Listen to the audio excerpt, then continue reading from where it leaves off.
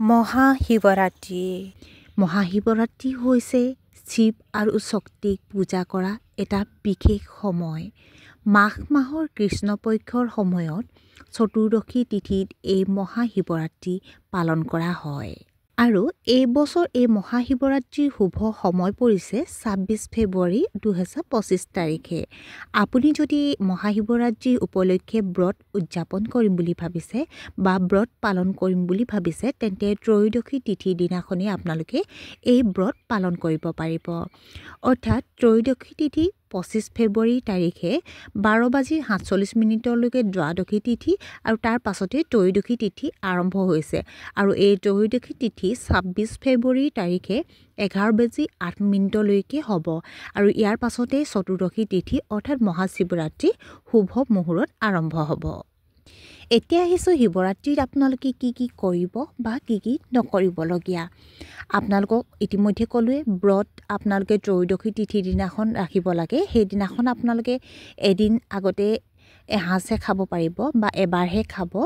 আৰু শিৱৰাত্ৰিৰ দিনা পুৱাৰ অনুষ্ঠান শেষ কৰাৰ পিছত ভক্তসকলে নিজৰ এটা সংকল্প লৈ শিৱৰাত্ৰিৰ দিনা সম্পূৰ্ণ দিনৰ উপবাস পালন কৰিব লাগে আৰু পিছদিনাহে খাদ্য গ্ৰহণ কৰিব লাগে।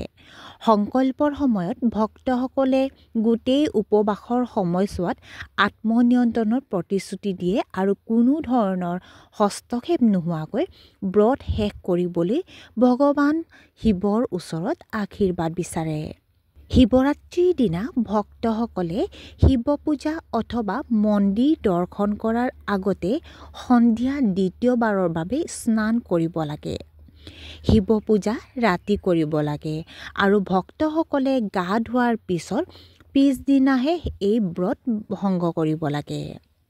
ভক্তসকলে সূৰ্য উদয়ৰ মাজৰ পৰা চতুৰ্দশী তিথি শেষ হোৱাৰ আগেয়ে ব্ৰত ভংগ কৰি ব্ৰত সৰ্বাধিক লাভালাভ কৰিব লাগে।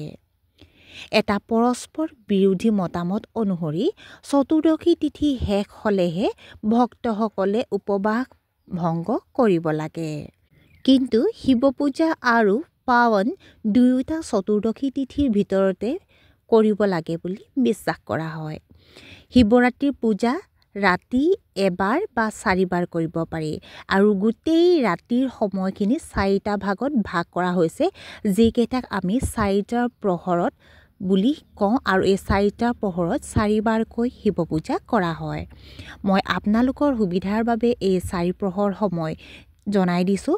প্ৰথম প্ৰহৰ হৈছে ৫:০৯ পৰা ৮:১৬ দ্বিতীয় প্ৰহৰ হৈছে ৮:১৬ পৰা ১১:২৩ তৃতীয় প্ৰহৰ হৈছে ২৭ তাৰিখলৈকে পৰিব। এই তৃতীয় প্ৰহৰটো অৰ্থাৎ ২৭ ফেব্ৰুৱাৰীৰ দিনা পুৱা ১১:২৩ পৰা দুপৰীয়া ২:৩০ আৰু চতুৰ্থ প্ৰহৰে হৈছে ২৭ ফেব্ৰুৱাৰীৰ ৰাতি ২:৩০ আৰু চতুৰ্থ প্ৰহৰ হৈছে ২৭ ফেব্ৰুৱাৰীৰ দিনা ৰাতি ২:৩০ পৰা ৫:৩৭ এই সময়খিনিত আপোনালোকে এই ৪টা প্ৰহৰত এই মহাশিৱৰাত্ৰিৰ পূজা পালন কৰিব পাৰিব।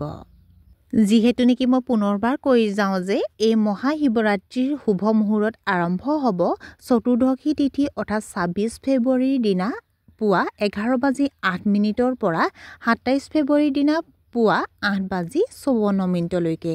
এই শুভ সময়খিনিত আপোনালোকে মহাশিৱৰাত্ৰি পূজা কৰিব পাৰে আৰু যিসকলে ব্ৰত ৰাখিম বুলি ভাবিছে তেওঁলোকেও এই সময়খিনিত ব্ৰত ৰাখিব পাৰে। আশা কৰোঁ ভোলে বাবাৰ কৃপাত প্ৰত্যেকৰে মংগল হওক, প্ৰত্যেকৰে মনোবাঞ্ছা পূৰ্ণ হওক, প্ৰতিটো সংকল্প সত্য ৰূপত শুদ্ধ ৰূপত প্ৰতিষ্ঠিত হওক। ধন্যবাদ।